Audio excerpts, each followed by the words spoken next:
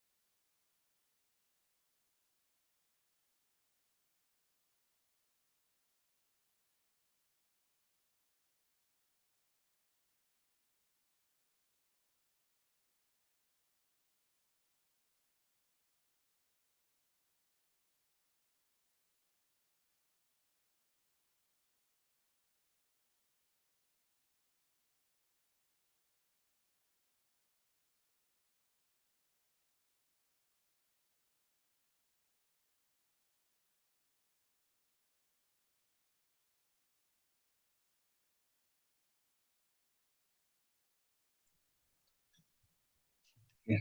Bismillahirrahmanirrahim. Assalamualaikum warahmatullahi wabarakatuh.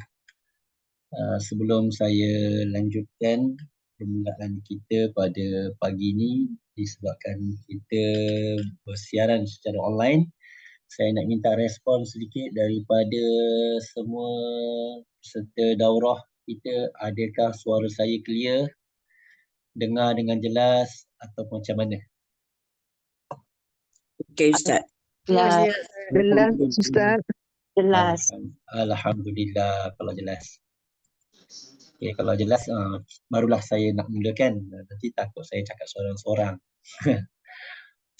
Okay, bismillahirrahmanirrahim. Assalamualaikum warahmatullahi wabarakatuh. Alhamdulillah wassalatu wassalamu ala Rasulillah wa man tabi'ahu wa man walah.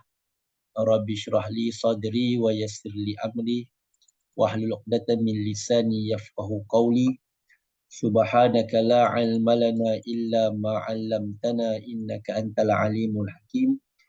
La haula wa la quwwata illa billahil aliyyil azim. Amma ba'du. Marilah sama-sama kita mulakan pengajian kita pada pagi ini dengan bacaan umul kitab Lin Nabil Karim wa alihi wa ashabil kiram. Al-Fatihah. A'udzubillahi minasyaitonir rajim. Bismillahirrahmanirrahim. Alhamdulillahi rabbil alamin. Ar-Rahmanir Rahim.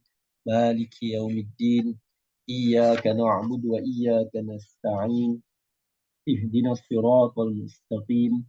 Siratal ladzina an'amta 'alaihim ghairil maghdubi 'alaihim waladdallin. Amin. Alhamdulillah, kita panjatkan setinggi syukur kehadrat Allah, limpah kurnia yang Allah Subhanahu wa taala berikan pada bulan ini, bulan yang kedua, dapat sama-sama kita meneruskan perjumpaan kita secara online di alam maya ini dalam pengajian kita menerusi kitab Sifat 20 ataupun kita sebut sebagai pengajian yang berkaitan dengan akidah ataupun ilmu tauhid. Tuan-tuan, hadirin muslimin muslimat yang dirahmati lagi dikasihi Allah Subhanahu wa taala sekalian. Pertama, kita panjatkan setinggi syukur kehadrat Allah Subhanahu wa taala. Saya difahamkan oleh Ustaz Wali bahawa ramai telah memiliki kitab sifat 20. Kita gunakan kitab sifat 20 yang dikarang ataupun yang dihimpunkan oleh Fadil Ustaz Muhadir Haji John. Dan saya yakin waktu tuan-tuan beli kitab ini, dia juga bersama dengan satu ringkasan sifat 20 yang dalam bentuk bergambar, bercarta dan berwarna. Jadi ia juga untuk memudahkan kita lah untuk mengingati apa yang kita pelajari dan boleh kita fahami dengan baik insya-Allah. Jadi tuan-tuan yang dirahmati lagi dikasihi Allah Subhanahu wa taala, saya mulakan kuliah kita pada pagi ini untuk mengulang kaji sedikit terlebih dahulu apa yang telah saya bincangkan dengan tuan-tuan menerusi kitab Sifat 20 ini pada bab yang pertama yang berkaitan dengan umum. Kita telah bincangkan sedikit dalam kuliah yang lalu berkaitan dengan pengertian ilmu tauhid. Jadi tuan-tuan yang dirahmati lagi dikasihi Allah, bila kita sebut tentang ilmu tauhid ini, ulama sebut apa itu ilmu tauhid. Maka telah ditarifkan dan telah diberikan jawapan ilmu tauhid itu apa dia pada muka surat yang kedua, iaitu al-ilmu bil aqaid diniyati an-nashiati anil adillatil yaqiniyah, iaitu ilmu yang berkaitan dengan pegangan-pegangan agama yang diambil daripada dalil-dalil yang yakin. Dalil-dalil yang yakin iaitu daripada Al-Quran dan hadis melalui nas-nas yang muhkamat, bukan mutasyabihat. Okey, jadi di sini saya dah memperjelaskan ilmu tauhid ini mestilah kita ambil daripada dalil-dalil yang yakin. Dalam Al-Quran, kalau kita baca, ada di sana ayat-ayat yang muhkamat, ada ayat-ayat mutasyabihat.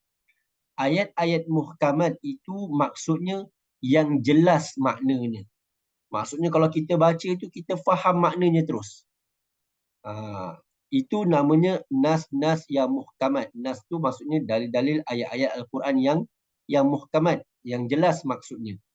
Manakala kalau kita baca ayat Al-Quran, ada juga ayat-ayat Al-Quran yang di sana ada nas-nas yang disebut sebagai mutasyabihat ataupun mutasyabihat, iaitu yang samar-samar ataupun yang ada 2-3 maksud ataupun maksudnya yang tak jelas. Jadi itu namanya mutasyabihat. Jadi dalam Al-Quran ada ayat muhkamat, ada ayat mutasyabihat yang sama-sama maksudnya. Yang mana maksud mutasyabihat ini kita kena kaji lagi. Apa maksud dia? Dan dekat mana tujuan ayat tadi? Contoh perkataan mutasyabihat dalam Al-Quran. Contoh kalau kita selalu baca kalau wanita yang haid, salasata quru, kan, Allah sebut bagi orang perempuan yang iddah, yang dalam iddah maksudnya dengan sebab 3 kali diceraikan oleh suami, maka dia kena beriddah dengan salasata quru. Quru itu merupakan suatu makna yang mutasyabihat. Perkataan yang mutasyabihat. Adakah quru itu bermaksud perempuan itu beriddah dengan 3 kali suci, ataupun perempuan itu beriddah, quru itu maksudnya 3 kali haid? Itu mutasyabihat. Begitu juga contoh ayat-ayat mutasyabihat dalam akidah. Contoh yadullah. Dan yadullah. Apakah maksud yadullah? Itu mutasyabihat.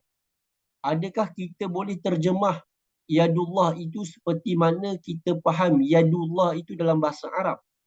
Bila sebut yadun, tangan. Adakah kita boleh terjemah macam tu? Ataupun yadun itu ada maksud yang lain, iaitu dengan maksud al-qudrah, kekuasaan. Ataupun yadun itu adalah maksud dia yadun tu sendiri. Maksudnya tak boleh diterjemah. Maka itu ayat-ayat mutasyabihat.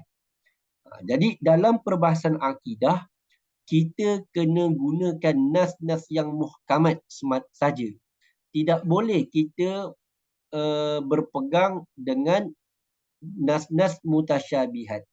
Sekiranya kita nak berpegang dengan nas-nas mutasyabihat, tetap nas-nas mutasyabihat tadi mesti bersandarkan kepada nas-nas yang muhkamat. Nas-nas yang muhkamat iaitu dalil-dalil yang muhkamat. Contoh, kalau kita baca Al-Quran, dalam Al-Quran Allah dia dah sebut dah Allah itu laisa kamislihi syai'un. Tidak ada sesuatu pun yang sama zatnya macam Allah Subhanahu wa taala. Tidak ada sesuatu yang sama macam Allah. Kan? Laisa kamislihi syai'un.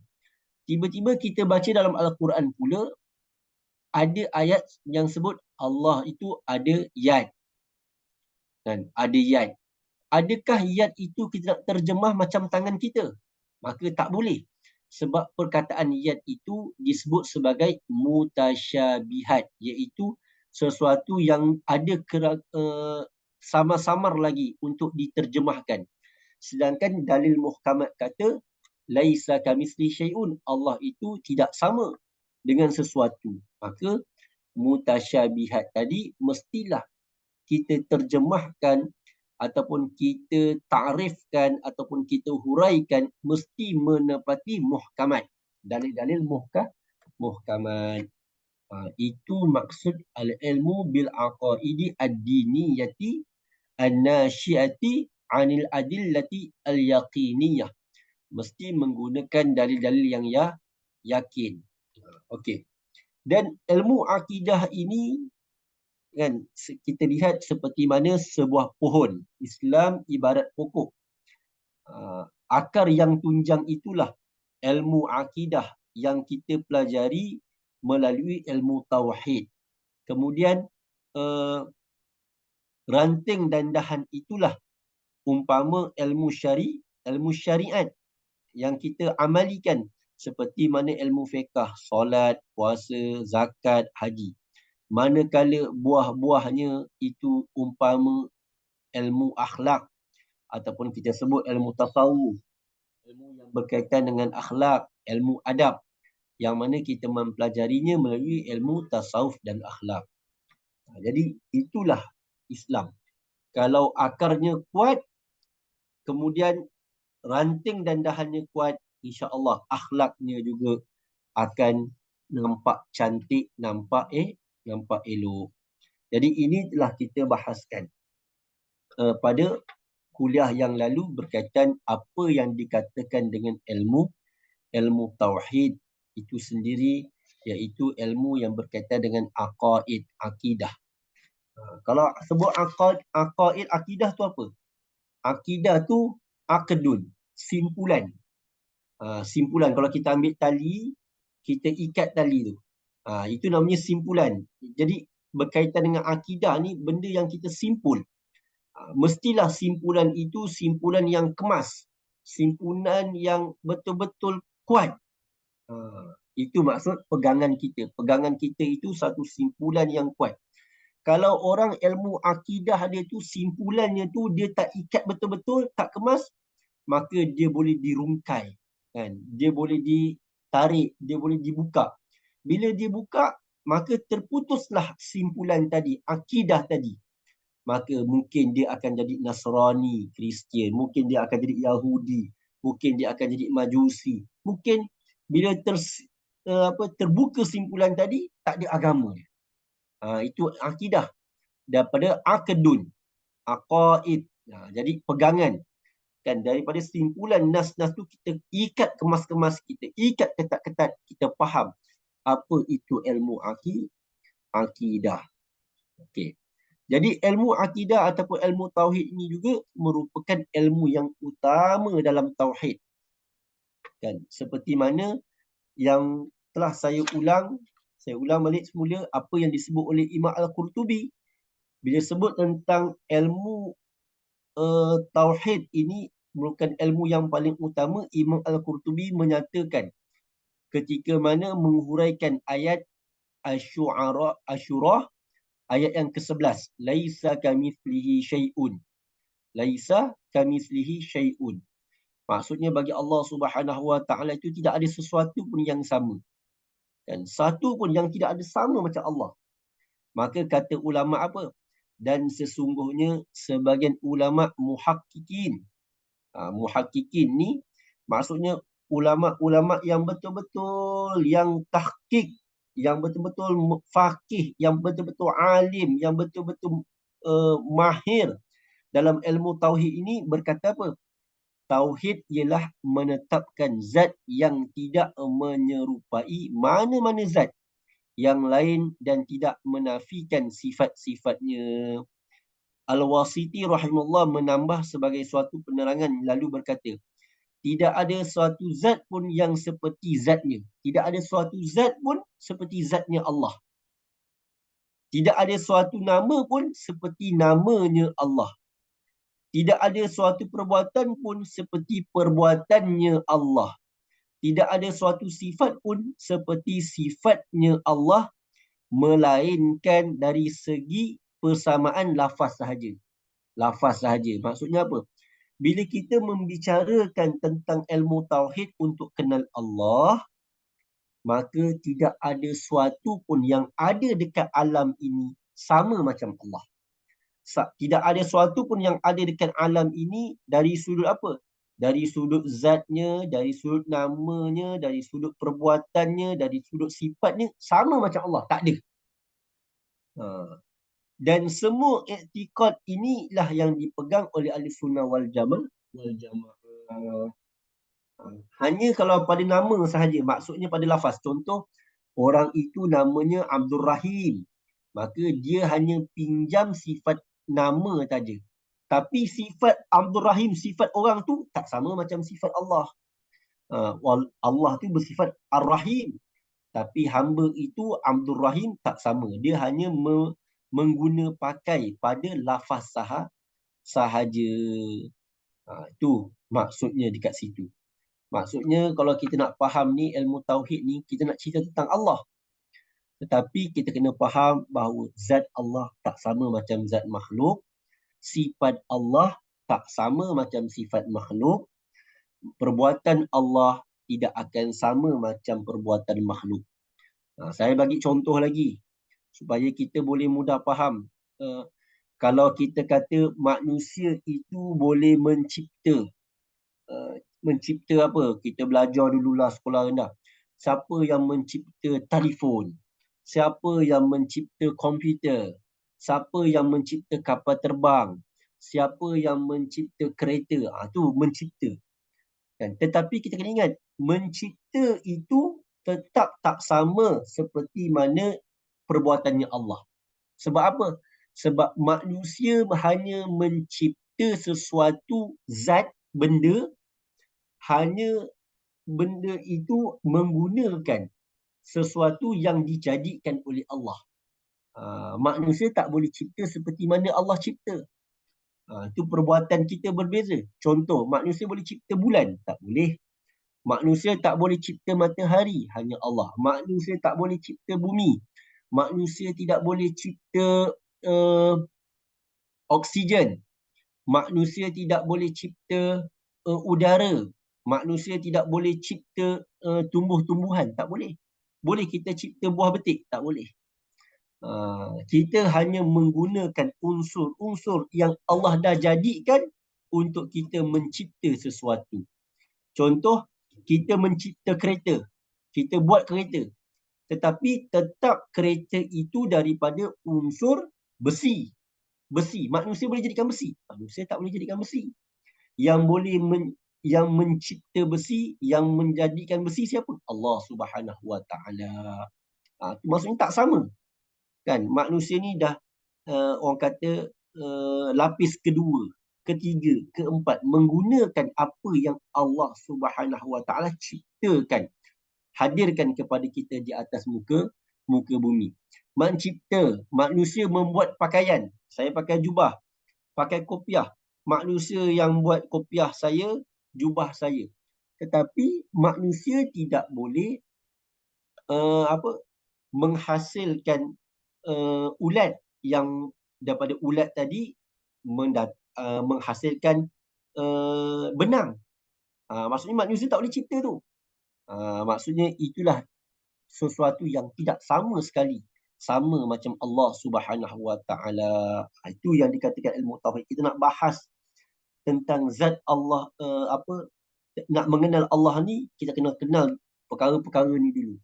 Jangan samakan Allah Subhanahu Wa Taala itu dengan makhluk.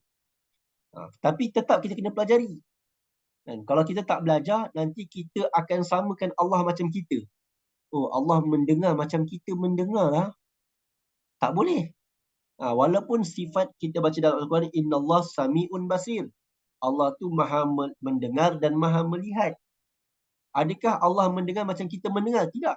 Kita mendengar, ada telinga, bukan sekadar telinga, tapi gegendang itu berfungsi. Ada orang ada telinga tapi pekak. Maksudnya apa? Fizikal telinga tadi tak memadai. Mesti ada orang kata saluran untuk mendengar tadi pun berfungsi dengan baik. Enjin untuk mendengar tadi pun mesti berfungsi dengan baik. Kan gegendangnya berfungsi dengan baik dan sebagainya, baru dia boleh mendengar.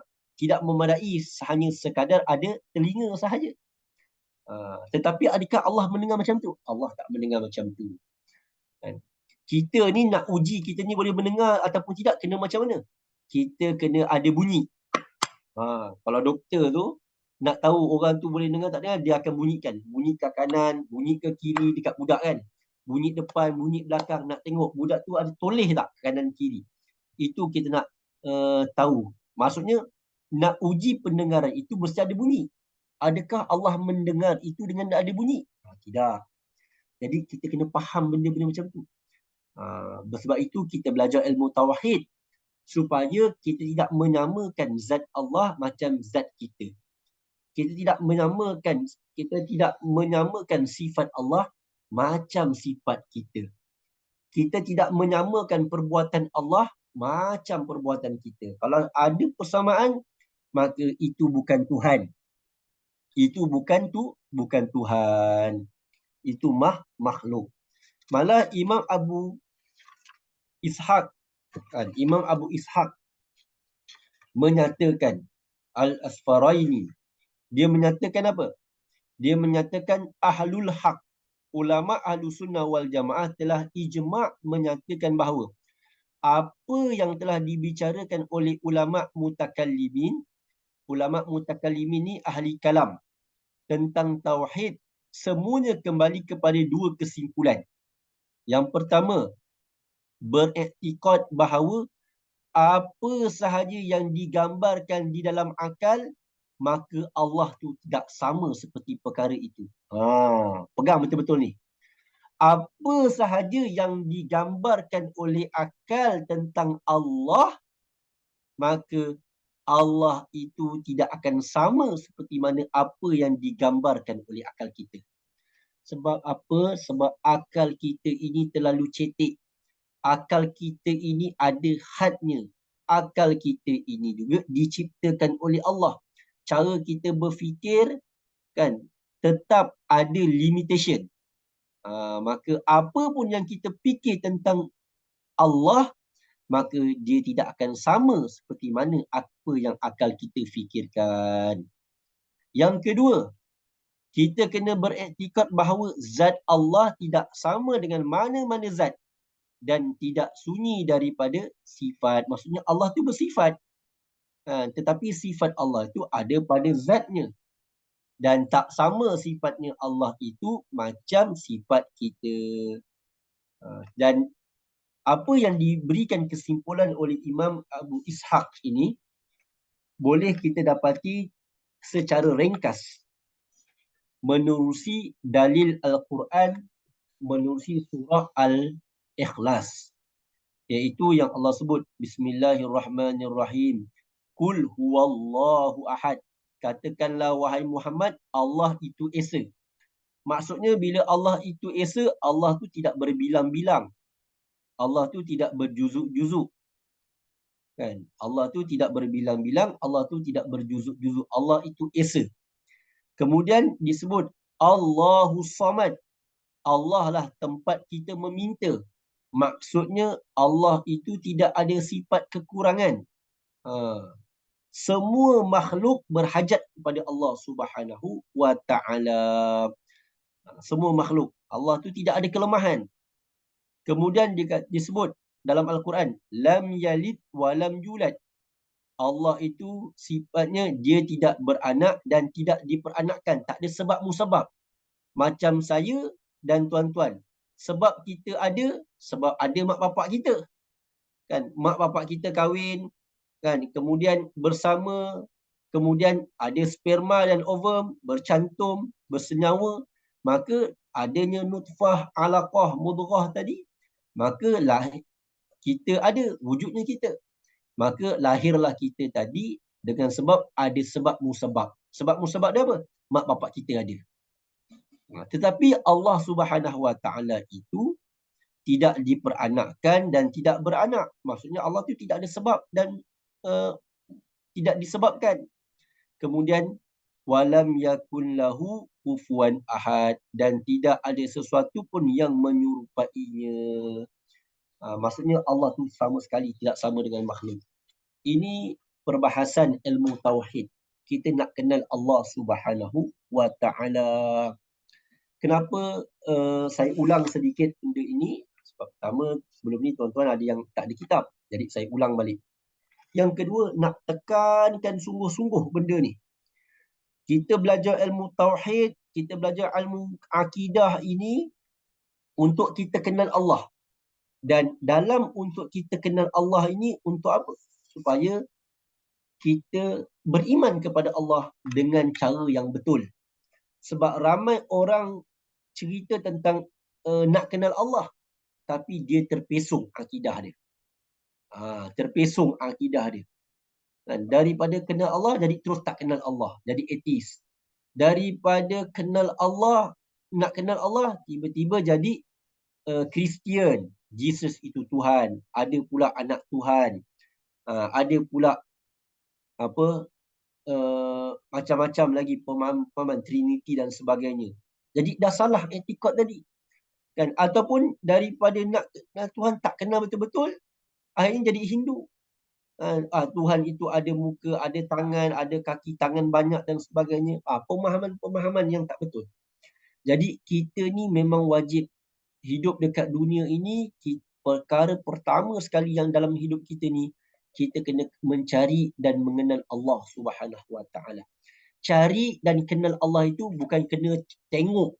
Bukan kena tengok. Kan macam orang-orang Arab zaman jahiliah. Bila dia kata dia cari Tuhan, dia kenal Tuhan, dia nak ada, nampak Tuhan. Akhirnya dia wujudkan berhala. Inilah berhala Tuhan. Kan? Kemudian ataupun zaman Nabi Musa dulu, sampai mereka mencipta apa? Mereka ukir patung. Patung anak lembu, Samiri. Bukan macam tu. Kita ni nak kenal Tuhan dengan iman. Iman tu dekat mana? Iman itu dekat hati kita. Ni keimanan kita. Tepuk dada, tanya iman. Biar kita faham dengan iman tadi. Barulah kita akan faham apa itu ilmu tauhid. Ilmu untuk kita mengenal Allah Subhanahu Wa Taala. Okey, itu apa yang telah kita pelajari, yang telah kita kongsikan pada bulan lalu. Okey, pada bulan lalu. Jadi tuan-tuan yang dirahmati lagi dikasihi Allah Subhanahu Wa Taala, pada hari ini kita nak sambung pada pelajaran yang kedua berkaitan dengan mabadi'. Apa itu mabadi'? Mabadi' ini maksudnya dasar-dasar. Dasar-dasar. Setiap ilmu yang kita pelajari, mestilah kita tahu tentang dasar-dasar ilmu itu. Ulama telah mencipta suatu syair.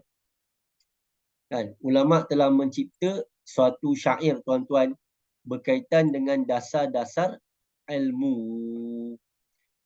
Ni kalau tuan-tuan tengok, ni dasar-dasar ilmu. Ini satu syair yang disebut oleh ulama. Inna mabadi kulli fannin ashiratu. Al-haddu wal mawdu'u summa thamratu. Wa fadluhu wa nisbatun wal wadi'u. Al-ithmu timdadul hukmu syari'u. Masailun wa ba'du bi ba'di takfa. Wa man daral jami'a hadha syarafa. Disebut dekat sini, inna mabadi' kulli fannin asyara. Setiap ilmu tu yang kita nak mempelajari, sesungguhnya dia mesti ada 10 dasar. Maksudnya apa? 10 perkara kita kena faham. Kalau tuan-tuan nak mempelajari tentang ilmu fiqh, tuan-tuan kena tahu tentang 10 perkara asas awal tentang pengenalan ilmu fiqh. Itu dinamakan dasar ilmu. Ini ulama buat dasar-dasar ilmu ni. Maka disebut dalam kitab ini, apakah mabadi' dasar-dasar setiap ilmu pengetahuan.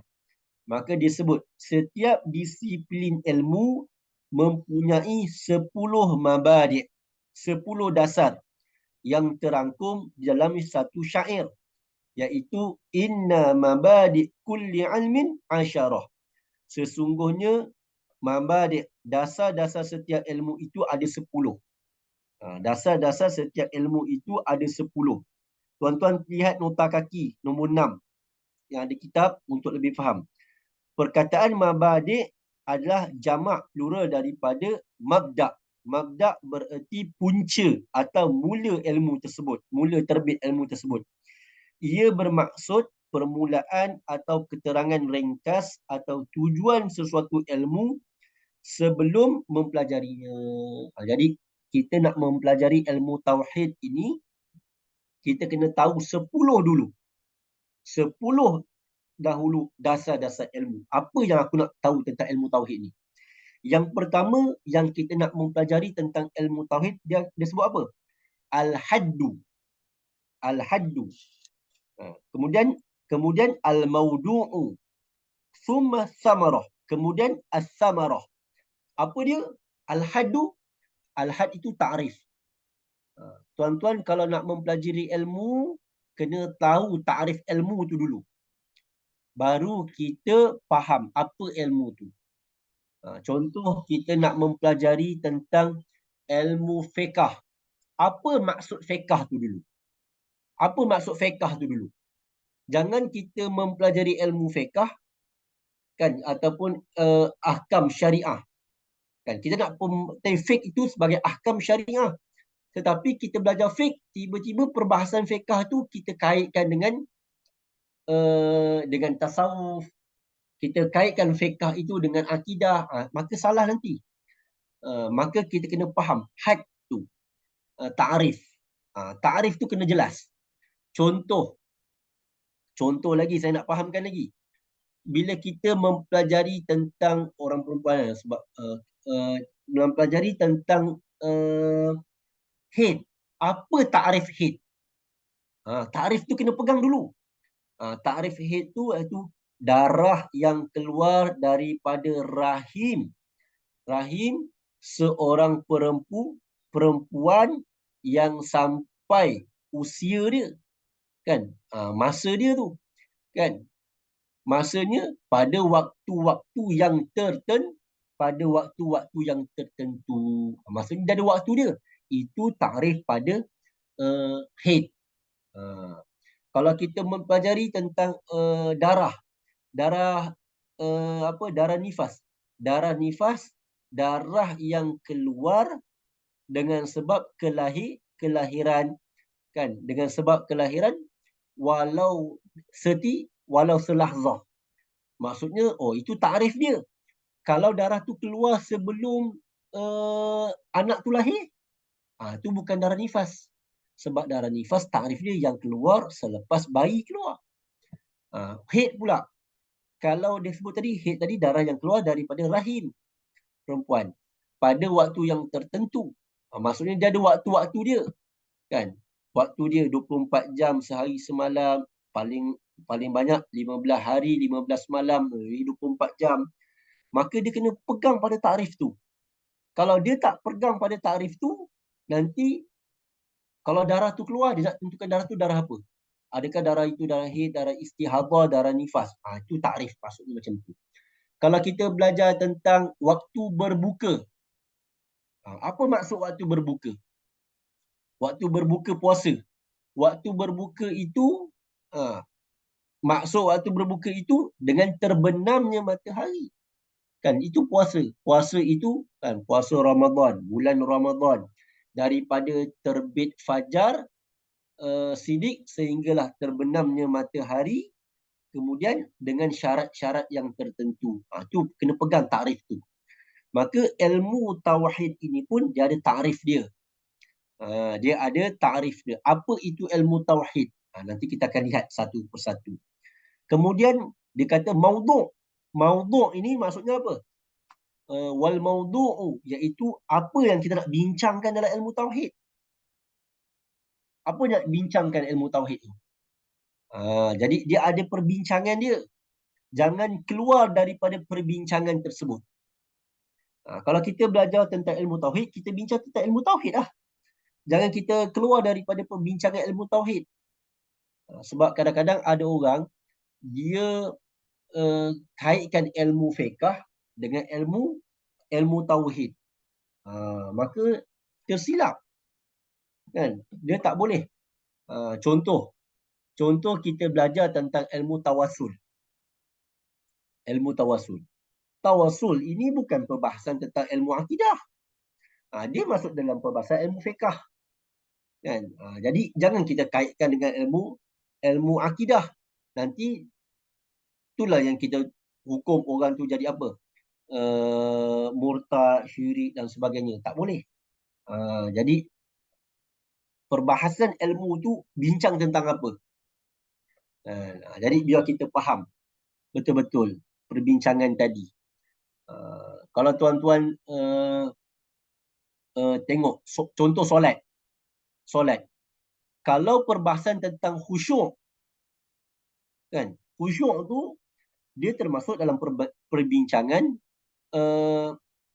solat. Yalah, tetapi khusyuk itu adakah dia hukum yang wajib ataupun dia satu ilmu yang lain? Tu kita kena faham. Jadi apa perbincangan ilmu tauhid? Kemudian dia kata samarah. Thumma samaratu. Samarah ni apa? Apa manfaat kita pelajari ilmu tauhid? Apa manfaat kita mempelajari ilmu tauhid? Kemudian disebut wa fadluhu wa nisbatun wa wadi'u.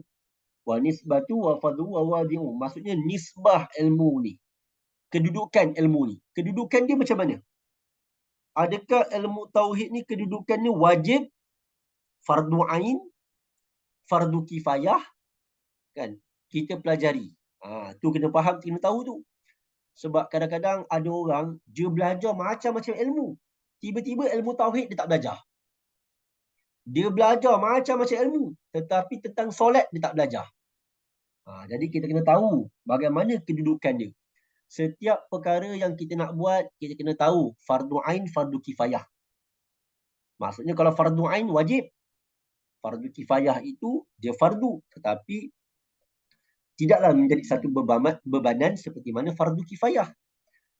Wa fadluhu. Kelebihan. Apa kelebihan ilmu ni? Wa wadi'u. Siapa yang menyusun ilmu ni? Siapa yang menyusun ilmu tauhid ini? Jadi kita kena tahu. Al-ismu istimdadu huwa hukmu syari'. Apa nama ilmu ni? Kan, ialah kita belajar ilmu tauhid. Adakah nama ilmu tauhid ni ilmu tauhid je ataupun dia ada nama-nama lain? Kemudian istimdad, sumber ambilan. Dekat mana ambilnya ilmu tadi? Adakah cara logik-logik akal je ataupun kita ambil daripada Al-Quran, kita ambil daripada hadis-hadis Nabi? Itu disebut istimdad, sumber ambilan. Maksudnya ulama ni dia buat ilmu ni, karang kitab tentang ilmu tauhid ni, dia fikir sendiri ke, suka-suka karang ke? Tak. Mesti ada ambilan dia. Kat mana dia ambil? Al-Quran. Mereka dah baca Quran ni, dah khatam Quran, dah hafal 30 juzuk. Bukan sekadar hafal, faham 30 juzuk Quran ni. Itulah ambilan dia. Baca hadis dah beribu hadis dah. Di situlah ambilan dia. Kemudian hukum syarak, hukum mempelajarinya. Kan?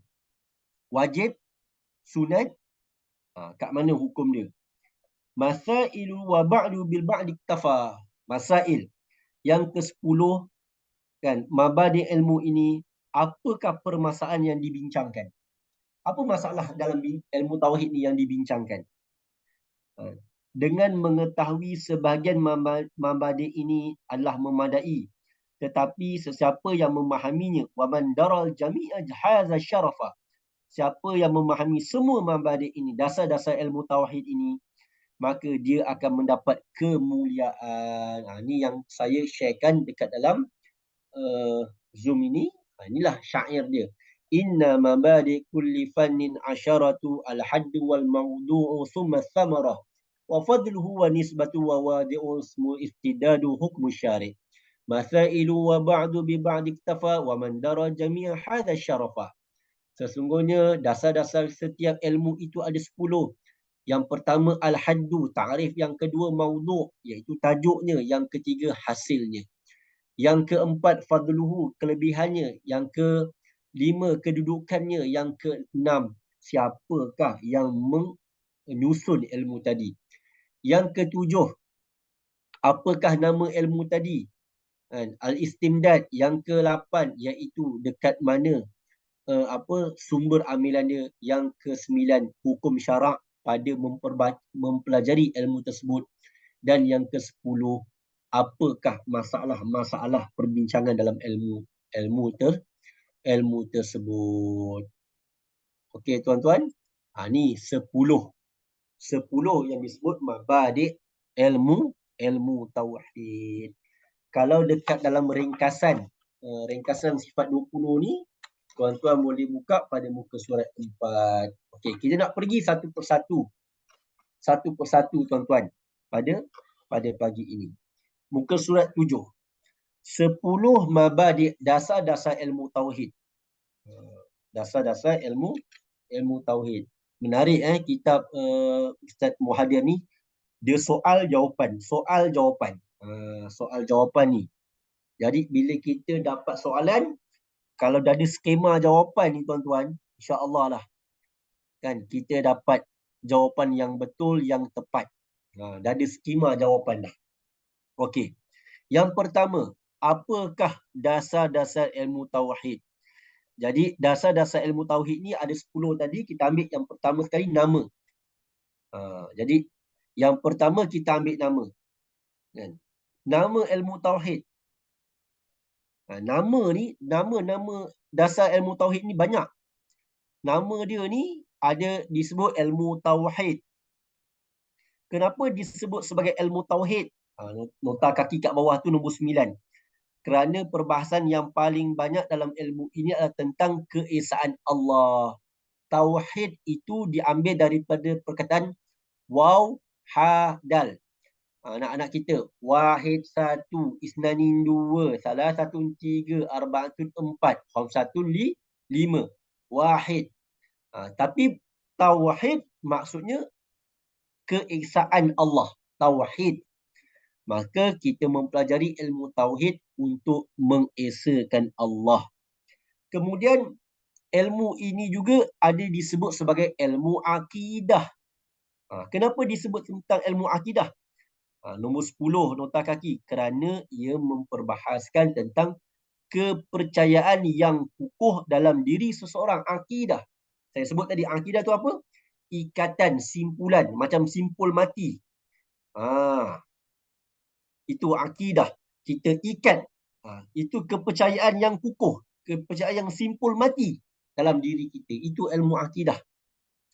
Kalau akidah ini tuan-tuan mampu, orang kata simpulan tu tuan-tuan mampu buka, maka telerailah kepercayaan orang tu. Contoh, kita orang Kristian.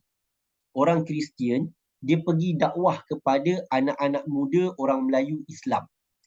Kalaulah simpulan akidah yang ada pada anak Melayu Islam ni, dia tak simpul mati, tak kuat, tak kukuh, maka orang Kristian ni dia boleh buka simpulan tadi. Akhirnya anak muda Melayu Islam ni tiba-tiba dia akan tertarik kepada Kristian.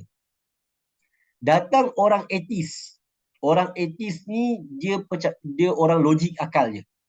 Kan, dia tak percaya Tuhan. Dia ada kepercayaan dia. Dia pergi kepada orang Islam.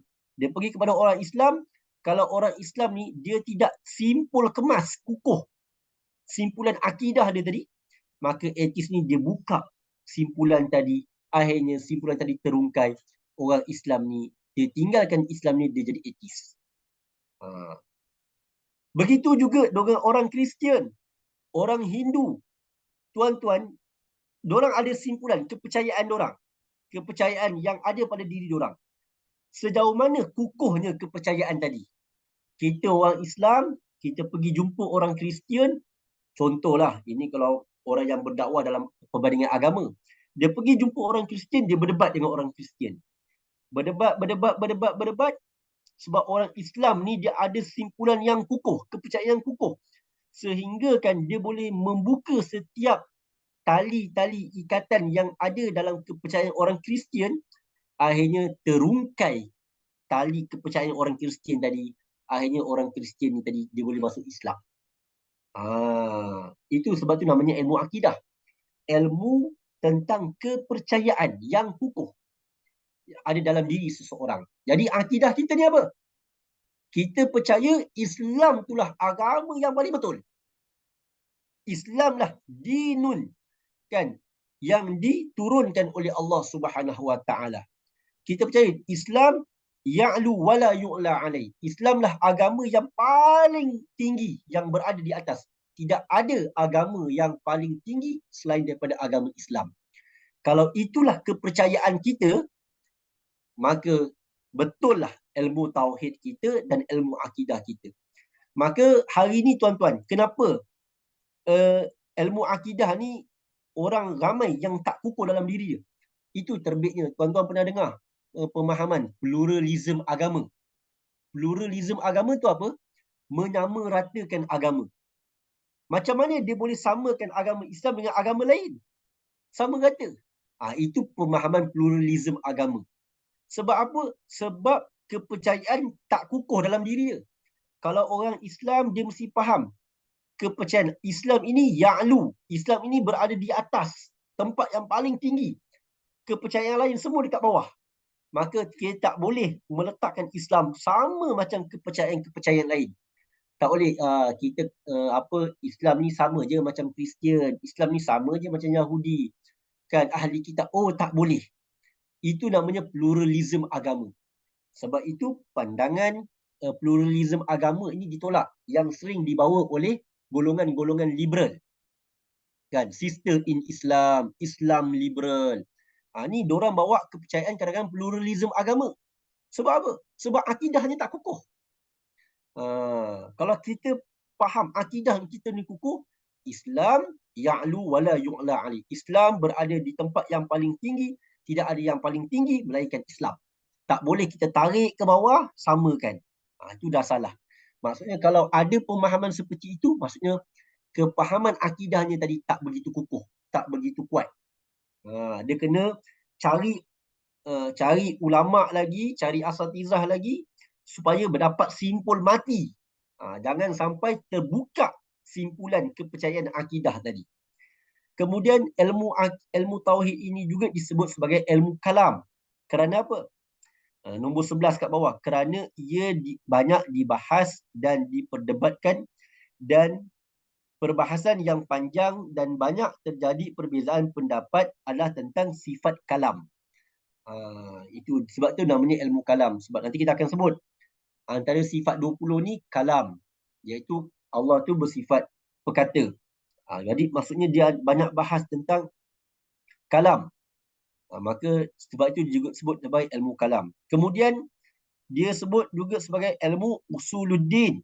Kerana apa disebut ilmu usuluddin? Nota kaki nombor 12 sebut kerana asal atau asas perbicaraannya adalah tentang perkara-perkara asas atau pokok di dalam akidah Islam, seperti keimanan kepada Allah, keimanan kepada Rasul dan lain-lain yang menjadi asal atau tunjang agama. Maka disebut ilmu usuluddin. Ilmu usuluddin. Kemudian ada juga disebut sebagai ilmu sifat. Kerana apa? Kerana perbincangannya berkaitan dengan sifat wajib, sifat mustahil, sifat harus bagi Allah, dan sifat wajib mustahil harus bagi Rasul. Itu namanya ilmu sifat. Ada juga orang sebut ilmu ma'rifah. Kenapa? Sebab ma'rifah itu tak maksudnya kenal. Ta'rif. Ma'rifah. Nak kenal apa? Nak kenal Allah. Sebab itu disebut ma'rifatullah. Ilmu berkaitan dengan ma'rifah. Nak kenal Allah. Perkataan ma'rifatullah ni selalu digunakan oleh orang-orang tasawuf.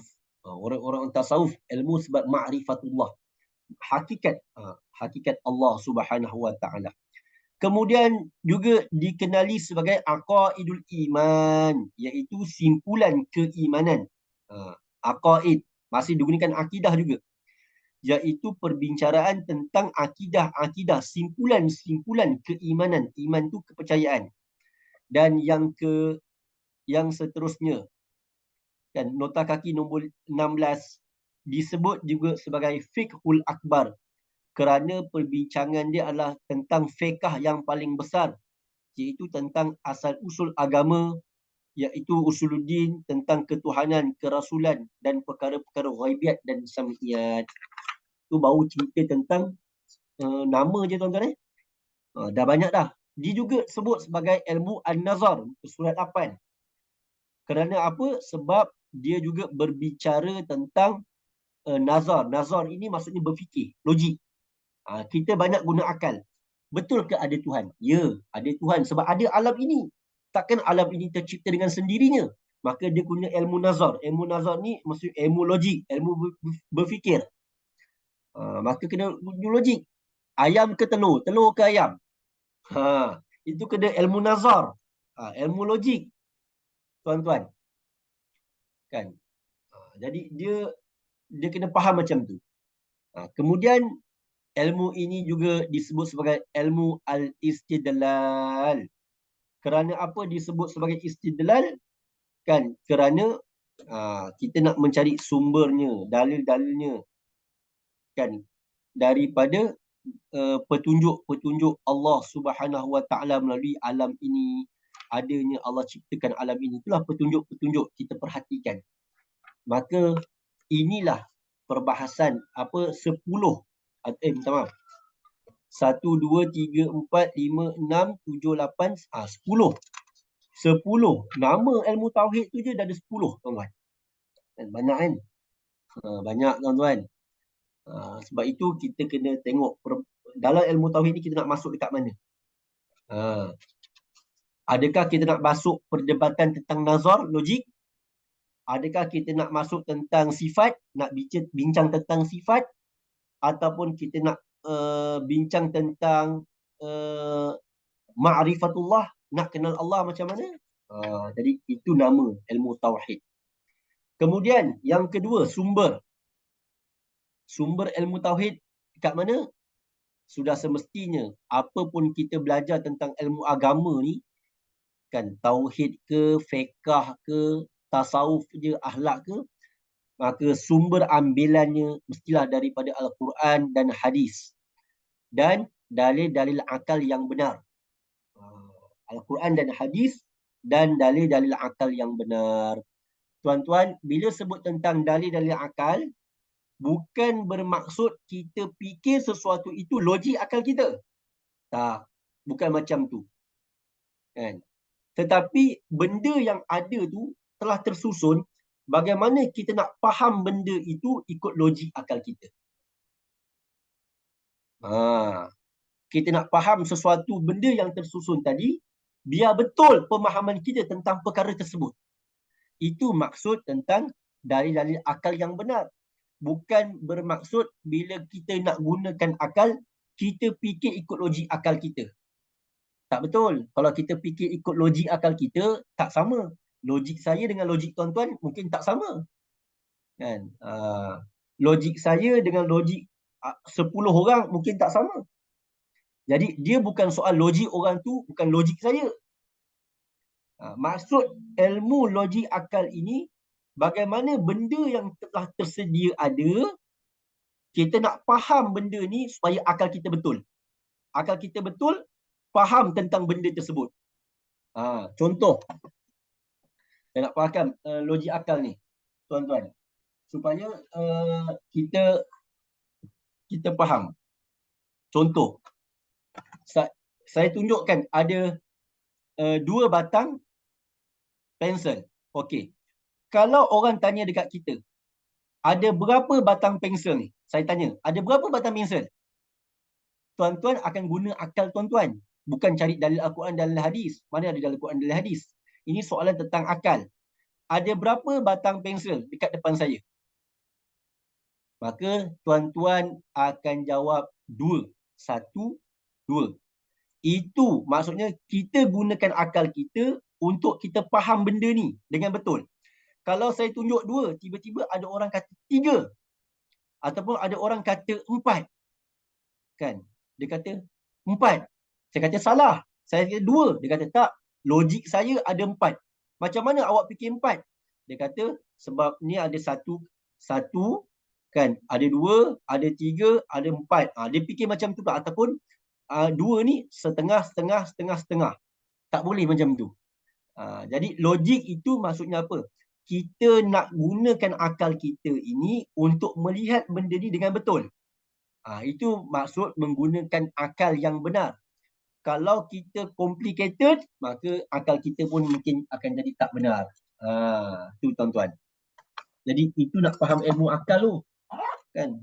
Jangan akal tu maksudnya logik je. Nanti kalau faham akal tu logik, maka 10 orang ada 10 logik. Tidak. Kan? Sumber ilmu tauhid ini Al-Quran dan hadis dan bagaimana nak menggunakan dalil-dalil akal yang benar. Okay, itu yang kedua. Yang ketiga, apakah kandungan ilmu tauhid ini? Okay, dalam ilmu tauhid ini kandungannya adalah untuk kita bincangkan tentang kepercayaan kepada Allah Ta'ala dan Rasul-Rasulnya dengan dalil-dalil untuk mencapai i'tiqad yang yakin dan kepercayaan yang putus. Maksudnya kepercayaan yang yakin ni maksudnya simpul matilah. Kita faham betul-betul. Tuan-tuan. Tentang kepercayaan kita. Itu kandungan dia. Kandungan ilmu tauhid ni nak kita percaya ke Allah. Dan percaya ni percaya betul-betul. Simpul mati. Datanglah Kristian, Hindu, Buddha ke apa, ateis ke apa, dia nak meragu-ragukan kita, dia tak akan dapat meragukan kita. Sebab apa? Sebab kita dah yakin dah. Tu kandungan dia. Kandungan dia, kita belajar untuk meyakinkan kepercayaan seseorang tadi kepada Allah dan Rasul dengan dalil-dalil tadi. Okey, yang keempat, apakah perbincangan ilmu tauhid? Skop perbincangan dia. Jadi dalam perbincangan ilmu tauhid ini, dia ada 4 perbincangan. Yang pertama tentang ilahiyat, tentang ketuhanan. Kita nak belajar tentang sifat-sifat yang wajib bagi Allah, sifat yang mustahil bagi Allah dan sifat yang harus bagi Allah. Itu yang pertama tentang ilahiyat, iaitu ketuhanan, tentang Allah Ta'ala. Yang kedua, ilmu tauhid ini kita nak belajar tentang nubuat, tentang kenabian. Apa yang wajib bagi Nabi, apa yang mustahil bagi Nabi, apa yang harus bagi Nabi. Ini kena belajar juga. Supaya tak timbul isu adanya Nabi palsu. Adanya Nabi lagi. Kan? Ataupun tengok benda pelik-pelik, dia kata, tu macam Nabi tu. Kan? Tak, karamah lain. Nabi lain. Okay. Yang ketiga, ilmu tauhid ini juga membincangkan tentang ilmu ghaibiyat. Atau kita sebut sebagai as-sam'iyat, benda yang kita dengar tapi tak nampak. Contoh apa? Contoh tentang syurga, neraka, contoh azab kubur, contoh malaikat munkar nakir, contoh sirat. Itu benda ghaibiyat yang tak nampak lagi. Benda ni ada dekat mahsyar nanti. Bila kita dah mati, baru kita tahu. Bila dah mati, baru tahu, ada munkar nakir. Bila dah mati, baru tahu ada dosa pahala, baru tahu nanti. Malaikat munkar nakir tanya, baru kita tahu tentang adanya azab kubur. Itu ghaibiyat. Tetapi benda ni wajib kita percaya, wajib kita imani. Tu tuan-tuan, bidang skop perbincangan. Dan yang keempat, perbincangan ilmu tauhid ini berkaitan dengan al-mumkinat dan al-makhluqat. Mungkinat ataupun makhlukat ini tentang benda dan sifat benda. Kenapa kena belajar ni? Kan? Yang berkaitan dengan jirim. Jirim ni benda dan arad ni sifat benda.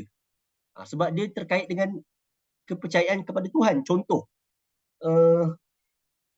Allah Subhanahu Wa Ta'ala tu sifatnya berkata-kata. Kan? Kita Allah tu sifatnya kalim.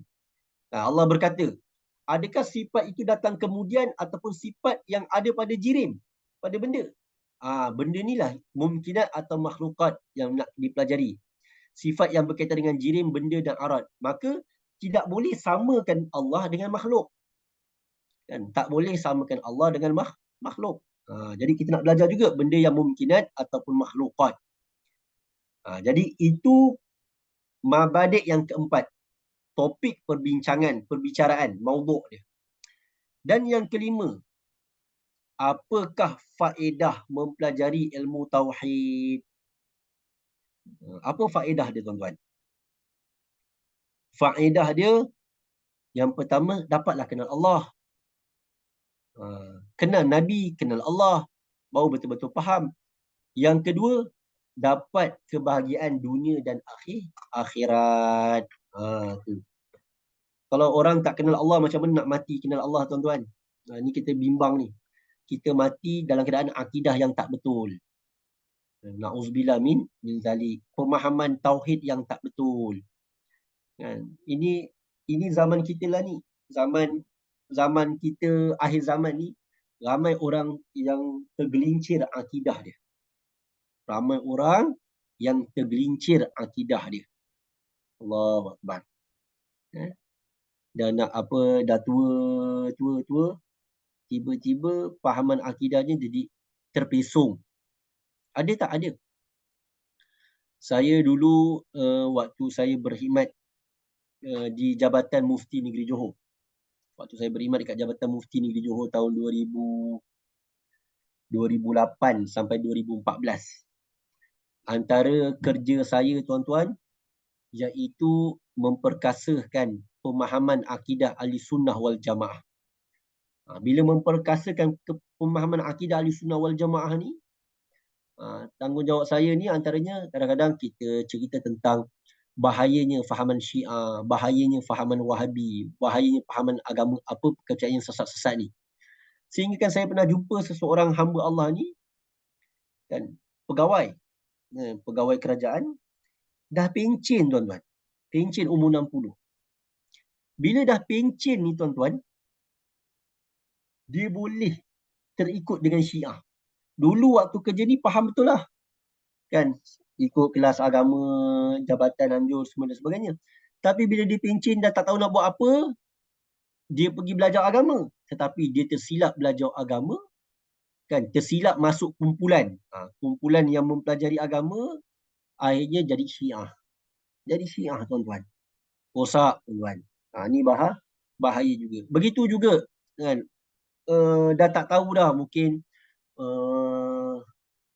dah banyak perkara-perkara dunia dah nak pencen, tinggalkan, tuan-tuan nak kembali kepada agama. Tiba-tiba belajar agama ni terjumpa seseorang yang terpesong pemahaman akidah dia, pemahaman syariah dia. Rosaklah kita. Jadi Syiah, jadi Wahabi, jadi liberal. Berlaku tak? Berlaku. Sebab itu mempelajari ilmu tauhid ini, kan, ataupun berkaitan dengan perkara-perkara ini kena betul-betul kita pelajari supaya kita dapat kenal Allah tu dengan betul, kenal Rasul dengan betul. Kalau kita belajar syariat, kenal syariat dengan betul. Tuan-tuan, itu manfaat dia lah. Supaya kita mati dalam husnul khatimah, akidah yang benar, tauhid yang benar kepada Allah. Okey, kemudian yang keenam, kedudukannya dibanding dengan ilmu-ilmu lain. Ini kedudukan ilmu tauhid. Ilmu tauhid berada di atas sekali daripada ilmu-ilmu lain. Hatta ilmu fiqh sekalipun, maka wajib seseorang itu mempelajari ilmu tauhid dulu, baru fiqh. Sebab itu rukun Islam yang pertama apa dia? Syahadah. La ilaha illallah Muhammadun Rasulullah. Kemudian baru solat, baru puasa, zakat, puasa dan haji. Kalau orang tu solat tetapi akidah tak betul, macam mana? Tak betul. Tak boleh. Puasa tapi akidah tak betul, rosak syariat. Tuan-tuan, walaupun puasanya tadi sah tapi akidah tak betul. Maka ilmu yang paling utama sekali dalam hidup kita, ilmu akidah. Dan inilah yang saya nak pesan dengan tuan-tuan, sidang jemaah, hadirin hadirat, muslimin muslimat sekalian. Anak-anak tuan-tuan, cucu-cucu tuan-tuan, apa pun ilmu yang dia nak pelajari dalam hidup ini, mulakan dengan ilmu akidah. Biar dia kenal Allah. Kita lihat macam mana ulama-ulama dulu. Kan, ulama-ulama dulu mengaji. Baca Quran dulu, baca Quran, hafal Quran, kenal Allah, kan. Kemudian barulah pergi ke apa? Ilmu perubatan, ilmu kimia, ilmu biologi, ilmu apa berkaitan engineering, kan. Sama juga orang jadi ustaz. Kan, sama juga orang jadi ustaz. Kalau jadi ustaz, tuan-tuan, benda yang paling penting dia belajar dulu, ilmu akidah dulu. Ilmu akidah, kemudian ilmu syariat. Kemudian baru pergi ilmu tasawuf. Itu soalan dia. Kan? Jadi ilmu yang paling penting ilmu akidah ataupun ilmu tauhid. Jadi ada soalan tanya, adakah sama ilmu tauhid dengan ilmu akidah? Ya, skop perbincangannya sama. Akidah tadi saya sebut, akidah itu kepercayaan, tauhid itu keesaan. Dia pada makna sahaja, tetapi skop perbincangan dia tadi adalah benda yang sama. Iaitu kita nak mengesakan Allah, nak kenal Allah. Tuan-tuan, contoh kita mempelajari tentang macam saya dulu belajar usuluddin. Kan? Kemudian ada belajar tentang perbandingan agama. Kita belajar tentang perbandingan agama, muqaranatul adyan. Tetapi sebelum kita nak masuk kepada muqaranatul adyan tu, kepercayaan kita tu kena kuat. Keesaan kita tentang Tuhan tu kena kuat, faham betul-betul. Baru kita boleh belajar tentang perbandingan agama yang lain-lain. Sebab apa? Sebab fokus dia adalah nak kenal Allah. Nama tu sama je. Sama ada namanya tadi ilmu tauhid, ilmu akidah, ilmu usuluddin, ilmu fiqhul akbar, ilmu sifat, semuanya itu adalah nama sahaja yang mana kandungannya apa dia? Kandungannya adalah kepercayaan kepada Allah, kepercayaan kepada Rasul melalui dalil-dalil untuk mencapai i'tiqad. Mencapai i'tiqad. I'tiqad apa? I'tiqad yang yakin dan kepercayaan yang yakin. Tu, tuan-tuan. Jadi istilah nama ada contohlah. Ada fakulti kuliah usuluddin. Dalam kuliah usuluddin tu dia pecah lagi. Dalam kuliah usuluddin tu banyaklah subjek. Kan? Akidah, kan? Dia belajar akidah. Ada yang mungkin dalam ilmu usuluddin ni, kalau kita pergi kepada pengajian yang lebih mendalam, dia buat kajian apa? Tentang ilmu kalam. Ilmu kalam ni, dia bahas tentang kalam. Ada orang dia mengaji akidah tauhid, tapi dia suka bahas tentang sifat. Sifat-sifat Allah, kan, sifat Nabi. Dia bahas tentang sifat. Orang yang bahas tentang kalam, dia akan bahas tentang kalam. Jadi itu tuan-tuan dalam ilmu usuluddin. Tapi topiknya tadi sekitar kepercayaan kepada Allah, Rasul. Nak mengesakan Allah dan Rasul. Ni topik dia berkisar tentang kandungan itu je. Dengan tajuk-tajuk dia tadi, skop perbincangan dia tadi. Dia tak lari daripada itu. Walaupun namanya akidah, namanya tauhid, namanya ilmu kalam, namanya ma'rifatullah, nak kenal tentang perkara tersebut sahaja. Okey. Jadi saya ulang ni.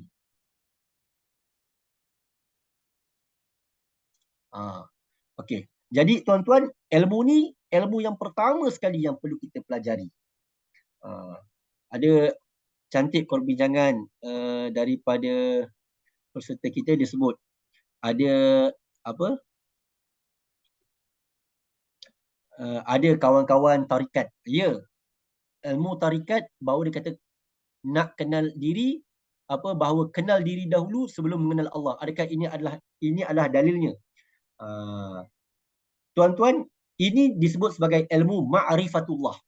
Orang-orang tarikat, orang-orang tasawuf, bila dia mempelajari ilmu tauhid, dia tak sebut tauhid. Dia tak sebut ilmu akidah. Dia akan pergi, kan, kita ni, kalau orang-orang tasawuf ni, dia sebut tentang ma'rifatullah, kenal Allah. Jadi macam mana nak kenal Allah? Macam mana nak kenal Allah? Maka dia kena kenal diri dia dulu. Itu betul. Itu dalil. Itu dalil akal. Macam mana dia nak kenal diri dia? Kan? Dia nak kenal diri dia, dia tahu dah. Diri aku sendiri pun, jantung aku berdegup berapa kali aku tak tahu. Kan? Macam mana darah aku berjalan pun aku tak tahu. Kan? Maksudnya nak kenal diri dia, dia tahu, oh diri dia ni banyak lagi kelemahan. Maka bila dia tahu diri dia ni manusia yang ada lemah, maka yang berkuasanya Allah. Itu contohlah yang paling ringkas lah. Maka barulah dikenal Allah.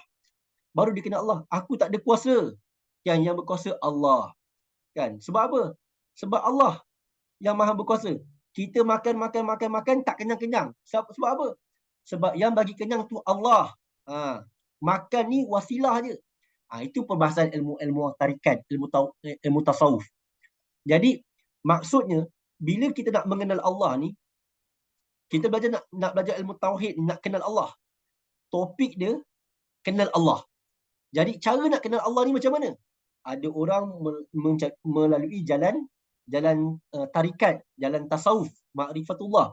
Ada orang melalui jalan macam kita ni, belajar satu-satu dulu, ikut dia sifat 20. Ada orang dia nak kenal Allah, dia belajar tentang perbandingan agama. Dia tengok agama ni, dia tengok agama ni, dia tengok agama ni, dia guna logik dia. Takkanlah nak sembah patung, takkanlah nak sembah berhala. Logik ke itu Tuhan kita? Dia guna macam tu. Akhirnya baru dia kenal Allah. Dia kenal Allah. Jadi tajuk dia, perbincangan dia, kandungan dia nak kenal Allah. Tetapi nama dia, pendekatan dia tu itu macam-macam. Kan? Ada orang, kalau kita jumpa orang sains, kan, orang yang punya logik. Macam mana kita jumpa orang etis, orang yang tak ada Tuhan. Tapi kita nak bagi dia tahu ada Tuhan. Tuhan ni wujud. Allah tu wujud. Macam mana tuan-tuan? Kita kena guna logik, kan? Kata ada alam ni. Dia kata tak, alam ni teori Big Bang dan sebagainya. Kan, dan sebagainya. Kita kena berbahas tentang logik lagi.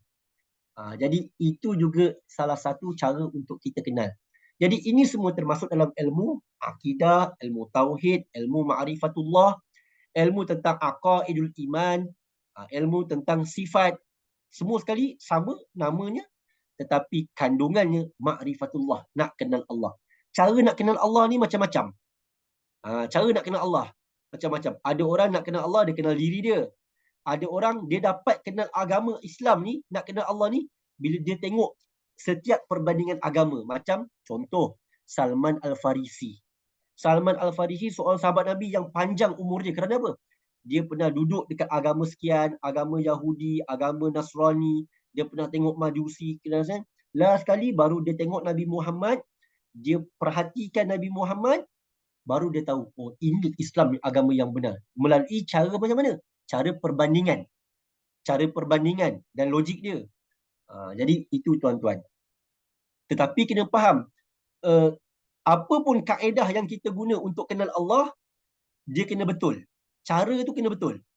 Macam kita guna cara sifat 20, maka pemahaman kita kepada sifat 20 ni kena betul. Kena ikut satu faham betul. Kalau ada orang dia guna cara tasawuf, ma'rifatullah, dengan mengenal diri, itu pun kena betul. Sebab kadang-kadang ada orang menggunakan cara tarikat tasawuf tapi jadi sesat. Sebab apa? Dia terikut tasawuf yang sesat. Dalam tasawuf pun ada tasawuf yang sesat. Dalam akidah pun ada akidah yang sesat. Jadi bila dia terikut tasawuf yang sesat, dia kata kenal Allah, nanti itu yang datang kumpulan apa? Yang bagi makan ni Allah. Kan? Yang bagi minum tu betul. Yang bagi sakit pun Allah. Akhirnya dia tak pergi berubat. Tu jadi benda-benda ni apa pun ilmunya kena pelajari dengan cara yang betul, disiplin ilmu yang betul, satu-satu tuan-tuan. Satu-satu, menarik. Jadi maksudnya kita tak salahkan tarikat, tak salahkan tasawuf. Sebab itu juga ilmu ma'rifatullah, mengenal Allah. Cumanya cara ilmu tu, kita belajar ilmu tu, disiplin ilmu tu kena betul supaya tidak terpesong dalam kita mengenal Allah. Sebab tu tuan-tuan tengok ilmu kenal Allah, kan, yang dah difatwakan ilmu makrifat, lepat, kan, lepat, mencari yang lepat. lepat apa nama dia. Kan? Dia ni cerita tentang ma'rifatullah. Kan? Tapi habis dah tak semayang, tak apa. Sampai fatwa mengatakan ajaran lepat makrifat tu sesat. Sebab apa? Dia nak kenal diri dia, akhirnya sampai dia tinggal ibadat, tinggal syariat. Tu tak betul tu.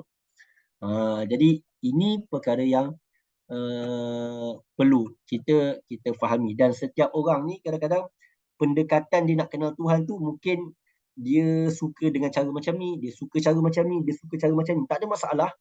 Yang penting tetapi cara tu bila dia ikut dengan cara yang ni, disiplin ilmu tu yang kena betul. Disiplin ilmu tu yang kena betul, insya-Allah dia tidak akan jadi sesat. Tetapi kalau dia nak kenal Allah dengan cara yang macam ni, tapi disiplin ilmu tu tak betul. Cara apa yang dia perlu pelajari, pertama, kedua, pemahaman kedua, pemahaman ketiga tu tak betul, maka dia akhirnya akan jadi sesat juga. Okey. Yang ketujuh, maudhu'. Siapa yang meletakkan ilmu ni? Yang meletakkan ilmu ni Imam Abu Hasan Al-Asy'ari dan juga Imam Abu Mansur Al-Maturidi. Menarik tuan-tuan kalau baca riwayat kedua-dua imam ini. Imam Abu Hasan Al-Asy'ari, kat bawah tu ada sedikit kita baca. Berketurunan Saidina Abu Musa Al-Asy'ari, sahabat Nabi. Maksudnya Imam Abu Hasan Al-Asy'ari ni bukan calang-calang, keturunan yang baik-baik, keturunan sahabat. Kan?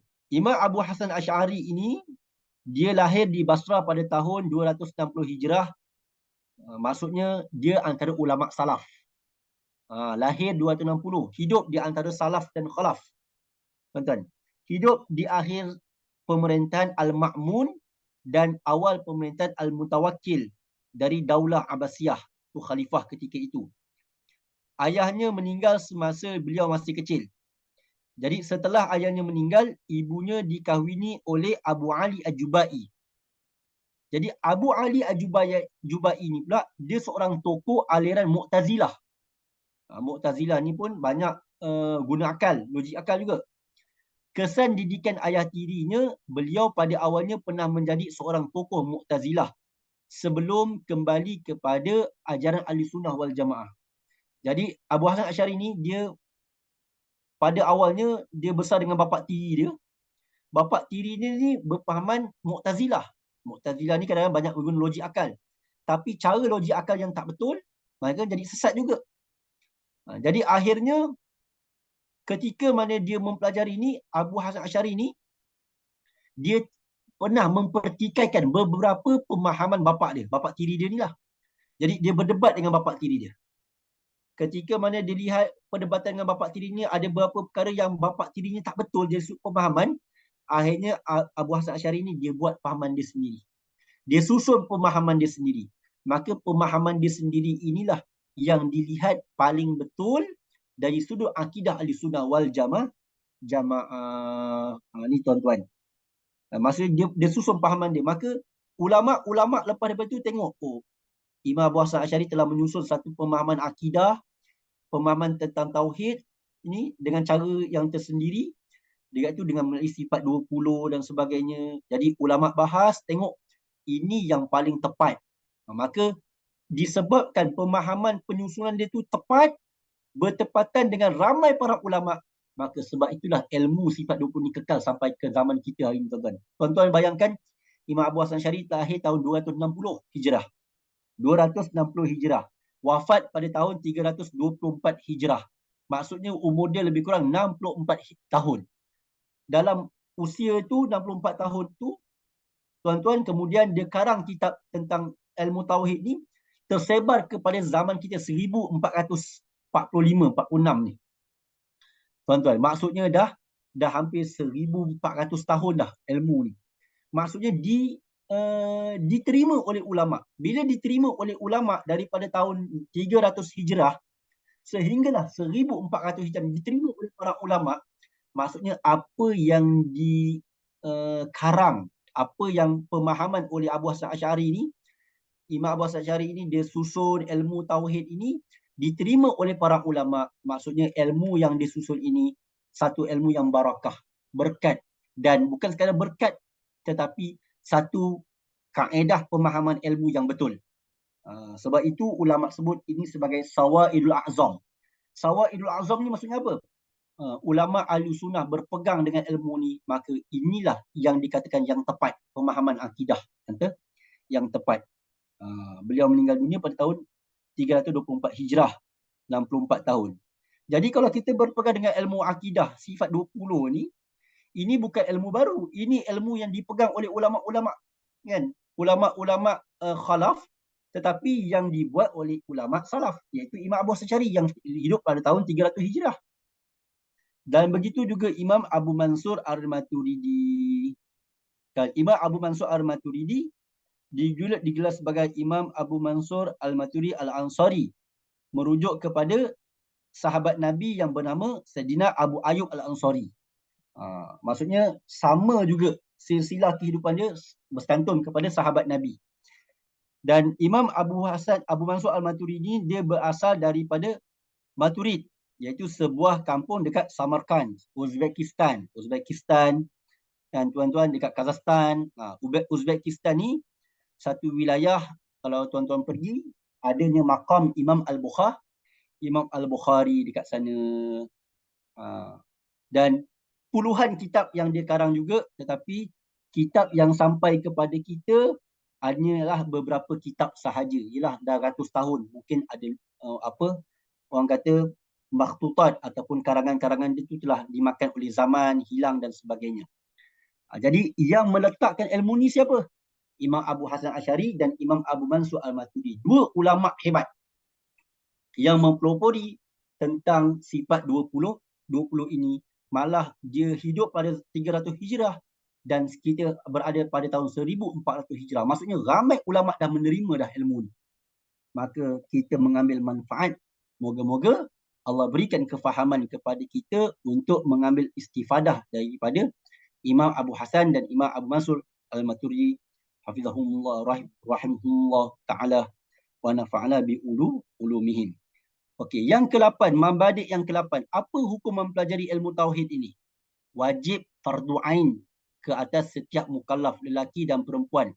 Mempelajari ilmu tauhid ini dengan ijmali, dengan ringkas. Wajib. Maksudnya setidak-tidaknya anak-anak kita wajib mempelajari ilmu tauhid. Ni yang saya kata wajib, tuan-tuan. Kenapa saya kata wajib? Zaman kita hari ini ada Persatuan Melayu Etis, ada Persatuan Anak-anak Melayu Hindu, ada Persatuan Anak-anak Melayu K-pop. K-pop ni dia bukan sekadar satu kumpulan K-pop artis Korea. K-pop ini dia dah jadi satu pahaman pahaman kepercayaan, tuan-tuan. Tuan-tuan boleh tengoklah kat internet akidah K-pop. Akidah K-pop ni ada kepercayaan K-pop ni. Sampai bertuhankan, adalah dia tuhankan setan dia lah, setan-setan K-pop ke apa, tuan, kepercayaan dia. K-pop ini dah zaman kita lah ni, bukan sekadar artis K-pop tu je. Dia ada kepercayaan sampai etikot ni. Ni bahaya, tuan-tuan.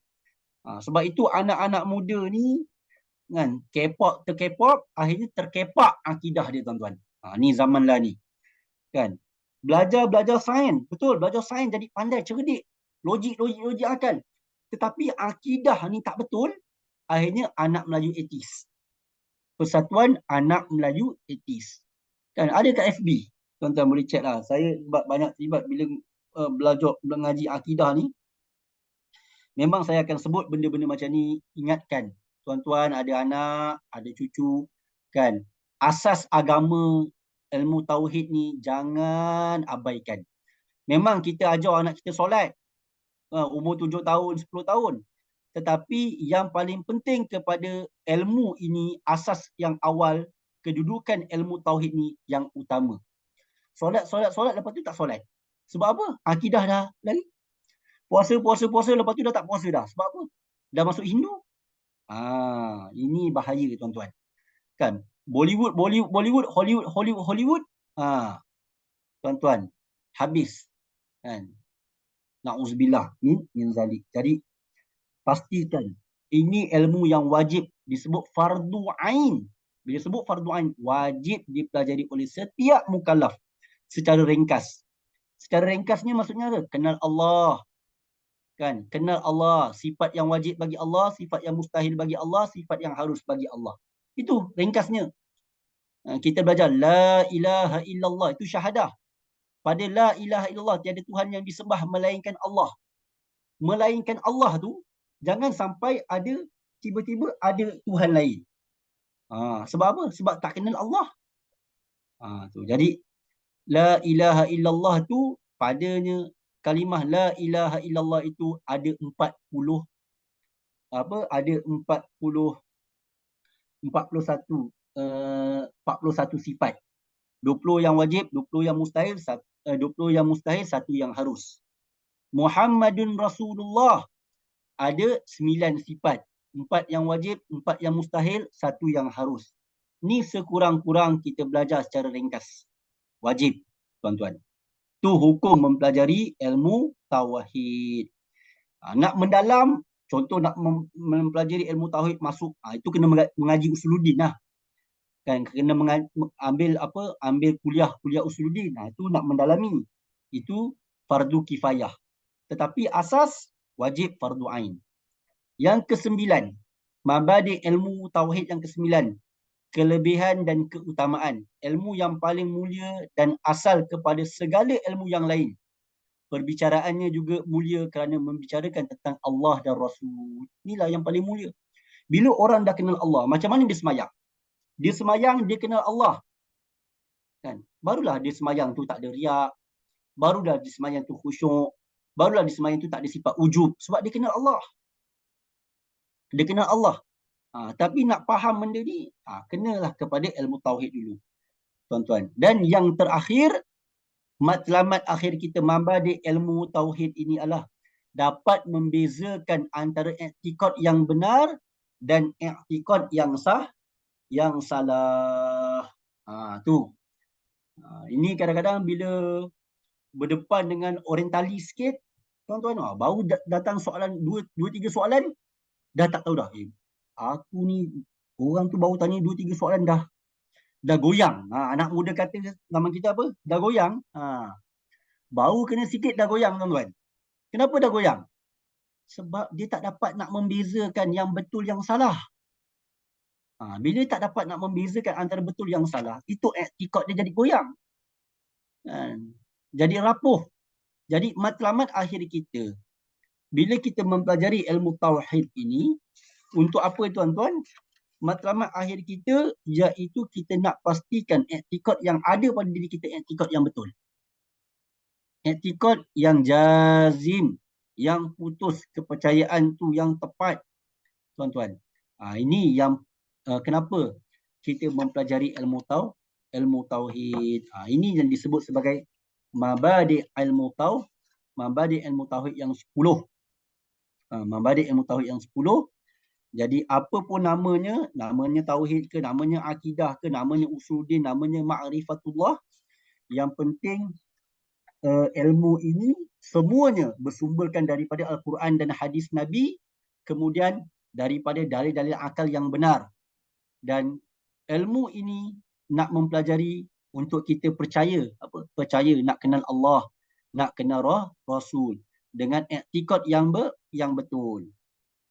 Kemudian kita akan pelajarilah skop perbincangan ilmu tersebut berkaitan dengan ilahiyat, ketuhanan, kenabian, ghaibiyat, tentang syurga, neraka, tentang hari kiamat, mahsyar, dosa, pahala. Ini semua berkaitan dengan akidah. Kan? Berkaitan dengan akidah. Dan barulah kita akan dapat manfaat yang boleh memberikan kebahagiaan kepada kita yang betul. Dan bila sebut tentang tokoh, ni tuan-tuan kena faham. Jadi pastikan bila kita belajar ilmu tauhid, pastikan kita ambil ilmu tauhid daripada yang betul. Hari ni tuan-tuan, ramai orang baca kitab. Contohlah tuan-tuan nanti pergi katakan pergi mall. Pergi mall, pergi kedai buku. Bila tuan-tuan pergi kedai buku, tuan-tuan akan nak jumpa macam-macam buku, betul tak? Macam-macam buku. Antara benda yang paling penting saya kata hari ini bukan beli buku. Beli buku tu dah bagus. Tetapi ramai orang tertipu hanya dengan tajuk buku. Ada orang hanya tertipu dengan design buku, tapi dia tak kenal pun siapa pengarang buku tersebut. Bila dia tak kenal pengarang buku tersebut, dia hanya tengok tajuk, dia hanya tengok design buku tu cantik, kan, dengan tajuk yang catchy-catchy sikit, dia pun ambil. Pengarang dia tengok nama gitu je, dia tak kenal pun. Akhirnya apa terjadi? Dia baca buku tersebut, rupanya pengarang tadi pemahaman akidahnya tak betul, kan, ataupun pembawakan dia tak betul. Akhirnya kita berpegang, saya baca buku ni ustaz, dalam buku ni dia kata macam ni. Kita pun baca daripada bab 1 sampai bab 20, kata kan. Pengarang kitab itu dia dah setting dekat otak kita ni cara dia nak bawa pemahaman kita tu. 1, 2, 3, 4. Sehingga kan kalau kita khatam kitab dia, kita akan terikut dengan pahaman dia. Sedangkan ketika kita beli buku tu, kita tak kenal pengarang dia. Akhirnya kita khatam kitab dia, otak kita ni, minda kita, pemikiran kita telah tersetting dengan cara penulisan dia. Akhirnya kita rosak juga, salah. Sebab itu tuan-tuan, maudhu' iaitu tokoh yang menyusun setiap ilmu ni kena betul. Kita nak kenal ustaz tu ke yang karang kitab ini betul tak pemahaman dia. Takut bahaya. Saya pernah jumpa anak muda, kan, dia nak mengaji akidah, tetapi dia beli bukunya, kan, dia nak belinya bukunya Wahabi. Jadi akhirnya pemahaman dia kepada akidah jadilah akidah Wahabi. Lepas dia habis, dia jadi Wahabi. Kan, ada orang nak mempelajari tentang ilmu tauhid, tetapi dia ambil ilmu tadi daripada liberal. Jadi bila dia habis pemahaman ni, baca buku liberal, setting dekat otak dia ni daripada bab 1 sampai bab 20 tu telah disetting dengan pemahaman liberal. Akhirnya dia percaya kepada liberal. Sebab itu penting maudhu' iaitu orang yang meletakkan ilmu ni. Jadi bila nak beli buku, kena tahu buku ni dikarang oleh siapa. Kan? Ilmu itu diambil daripada siapa ulama' dia. Baru betul. Kalau tidak, sesat tuan-tuan, tak faham. Jadi rosak. Jadi inilah asas apa yang saya dapat sharekan pada hari ini tentang pengajian kita berkaitan dengan sifat 20, suatu pengenalan asas.